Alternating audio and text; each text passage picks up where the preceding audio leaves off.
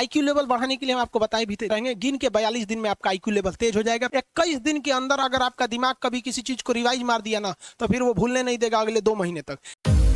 Brain का सबसे महत्वपूर्ण हिस्सा जो होता है सेरिब्रम होता है। सेरिब्रम ही हमारी मेमोरी को कंट्रोल करके रखता है।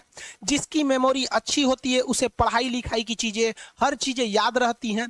तो इसको नापने का भी कोई ना कोई एक यूनिट होना चाहिए ना। जैसे हम आपको गेहूं देंगे तो तुरंत ही उसको किलो में नापिएगा, चावल देंगे तो किलो में नापिएगा, कपड़ा देंगे तो मीटर में नापिएगा, गैस देंगे तो वॉल्यूम में नापिएगा, एमएल में नापिएगा, लीटर में पानी नापिएगा। उसी तरह से हम कितना देर याद रखते हैं इसको काटेक्स में नापते हैं। जिसका काटेक्स ज्यादा है उसको कहते हैं कि ससुरा बहुते इसका दिमाग तेज है, यानी इसका आईक्यू लेवल ज्यादा है। और जिसका काटेक्स यानी याद रखने की क्षमता कम है उसे कहते हैं कि इसका काटेक्स कम है, यानी आईक्यू लेवल इसका कम है। समझ में आ गया कि नहीं आ गया? किसी को दिक्कत? अब हम आपको एग्जाम्पल देते हैं।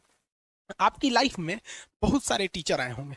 कुछ टीचर आपको नोट्स खोल के पढ़ाते हैं। कोनो किताब उताब नहीं है जी? हाँ, कोनो किताबें ना है, खाता बुक वे देना यहाँ, इसी को समझा देते।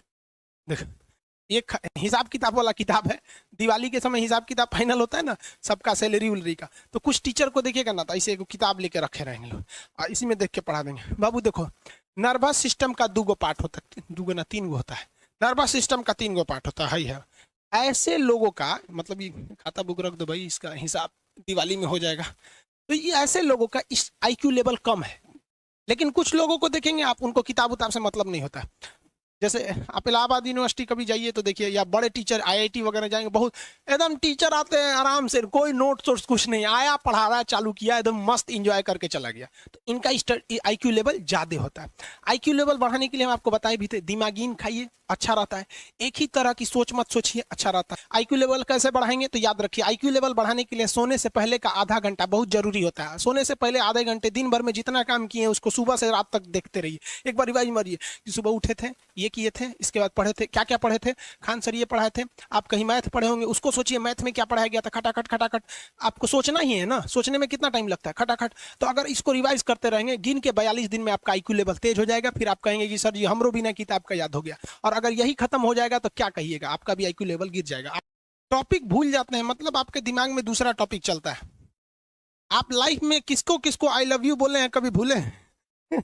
नहीं। कौन कौन आपको मारा है या कुछ उल्टा सीधा बोला है, नहीं भूलते। रीजन क्या? आप कितनी बार किसी चीज को रिवाइज मारते हैं। 21 दिन के अंदर अगर आपका दिमाग कभी किसी चीज को रिवाइज मार दिया ना, तो फिर वो भूलने नहीं देगा अगले 2 महीने तक। यानी हर 21 दिन पे उसको रिवाइज मारते रहिए, मारते रहिए, मारते। और अगर हर 7 दिन पे मारेंगे ना, तो वो एकदम फिक्स हो जाएगा, एकदम फिक्स हो जाएगा। हम लोग को क्या है भैया, दिन रात पढ़ाते पढ़ाते पढ़ाते पढ़ाते आदमी पगला जाता है। इसलिए अब कोई नींद में भी पूछेगा, खान सर स्वायत्त तंत्रिका तंत्र किसे कहेंगे? स्वायत्त में कुछ नहीं आएगा, ये आ जाएगा आपका सिंपैथेटिक और पैरासिम्पैथेटिक, बस यही आ जाएगा। क्यों इतना जल्दी जल्दी जल्दी जल्दी रिवाइज मारा आदमी कि ये हमारा सब कॉन्शियस माइंड में घुस गया है। सब कॉन्शियस, देखिए कॉन्शियस माइंड उसे कहते हैं जिस पर हमारा कंट्रोल रहता है। जैसे हमसे कोई पूछेगा कि आप भी अगर पूछेंगे कि खान सर जो 1 हफ्ता क्लास नहीं लिए थे कहाँ थे, तो हम सोचने लगेंगे ये स्टूडेंट है, इससे हर बात क्या बताएगा आदमी कि किस डॉक्टर के पास थे, कहाँ गए थे। नॉर्मल बोल देंगे बाबू थोड़ा सा मेडिकल हेल्थ इशू था इसलिए चले गए। लेकिन अगर मम्मी पापा पूछेंगे तो हर चीज बताएंगे। तो जो चीज हमारे कंट्रोल में नहीं रहता है वो उसे क्या कहते हैं, सब कॉन्शियस माइंड। जैसे कोई हमारा नाम पूछेगा, खटाक से बता देंगे खान सर, समझ में आ गया कि नहीं? ओरिजिनल नाम तो आपको भी नहीं बताते हम लोग यहाँ पे। तो सब कॉन्शियस माइंड में घुसा दीजिए जो चीज। जैसे आप स्टेशन पे उतरिए या बस स्टैंड पे उतरिए, अपने घर जाने के लिए कभी रास्ता याद किए हैं? हाँ, इसके बाद दाहिने मुड़ना है, बाएं मुड़ना। आप फोन पे बतियाते भी चले जाते हैं। तो जब कभी किसी चीज को बहुत बार रिवाइज मार देते हैं तो वो चला जाता है सब कॉन्शियस माइंड में, फिर आपको याद करने की जरूरत नहीं है। सपना कैसे आता है? जब आपकी नींद अच्छी नहीं होती है तब। नींद प्रॉपर लिया कीजिए, नींद में कोई कमी नहीं आनी चाहिए। आप जिस दिन बहुत ज्यादा थके रहेंगे उस दिन कोई सपना नहीं आता है। हम लोग का जब ऑफलाइन क्लास रहता था, सुबह 7 बजे से रात 9 बजे तक पढ़ाता था आदमी, जो ने करवट सोता था उधरे उठ जाता था, सपना का नाम ही नहीं आता था। समझ में आ गया कि नहीं? जब भी आपके बॉडी में ऑक्सीजन की कमी आएगी वो चीज दर्द करने लगेगा। जैसे आप दौड़ेंगे तो आप सांस ज्यादा नहीं ले पाते, ऐसे लेते हैं तो बॉडी में सांस नहीं पहुंच पाता और हाथ पैर में आपके लैक्टिक एसिड जम जाता है, जिसलिए दर्द करने लगता है। तो जब कभी भी मेहनत करने लगेंगे या फिर दब हो जाएगा तो ब्रेन दर्द करने लगता है। दूसरा, कोमा क्या होता है? ब्रेन हमेशा वर्किंग करते रहता है। अगर वो रेस्ट में चला गया तो उसी को कोमा कहते हैं। अब परमानेंटली रेस्ट में चला गया तो मरिए जाएंगे। बेहोशी में क्या होता है कि ब्रेन और स्पाइनल कॉर्ड का संपर्क टूट जाता है। ब्रेन और स्पाइनल कॉर्ड का संपर्क टूट जाता है तो उसी को क्या कहते हैं, बेहोश हो गया है।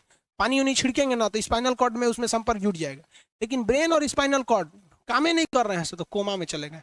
कोमा को हाफ डेथ कहा जाता है, आधा मरा हुआ व्यक्ति है। जो व्यक्ति कोमा में चला जाता है ना, कोई जरूरी नहीं है कि वापस आएगा ही आएगा। लेकिन बेहोश है तो कोई दिक्कत नहीं, पानी फेंकिए मार देगा। उसको कहते हैं लोग बिहार में, लोग दांत लग गया, फीट मार दिया, पानी फेंकिए सही हो जाता है।